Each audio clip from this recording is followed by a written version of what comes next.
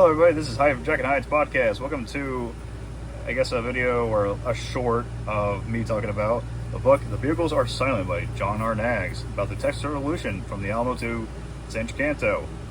For those who don't know, the siege of the Alamo is where Texas revolutionaries took up a mission, an old Spanish mission in San Antonio, Texas, or San Antonio de Bear as it was called back then, and turned into a massive fortification against Santana's army. And they lost that battle, clearly, or they lost the siege, of course.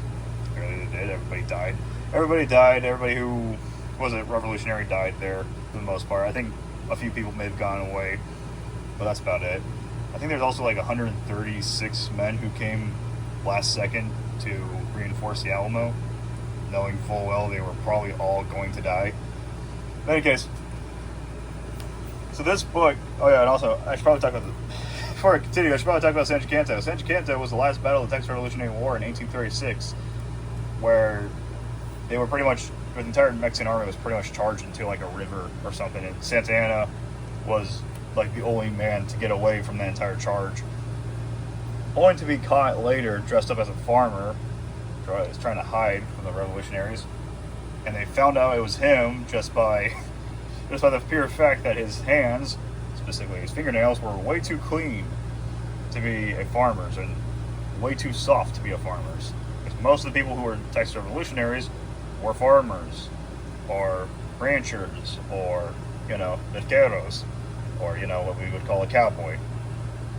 In any case, this book has multiple different perspectives in it, anywhere from, I think it's James Travis to Sam Houston, to this messenger who fights for the Texas Revolution, for the Texas revolutionaries, to a lieutenant in the Mexican army at the time. I think his name was Carlos. I think two out of all four of these characters are fake people who didn't have these real stories, but I'm not too sure about that. That's something you have to go look into, I guess. Specifically, Carlos and that one messenger guy. They have very similar quote-unquote stories. They both find a woman that they really like, and they both marry the woman during the time of war. I think Carlos may have been after the war, but I'm not sure. In any case, I highly recommend checking out this book. It's probably the most accurate account of the Texas Revolution you'll probably find in a book, even if some of it might not be, real, or some stories might be fake. But it does go over a lot of really fucked up stuff that happened during this time period, like the slaughter, or they call it slaughter of Goliad. If anybody knows anything about that, I don't even know if that's how you pronounce it.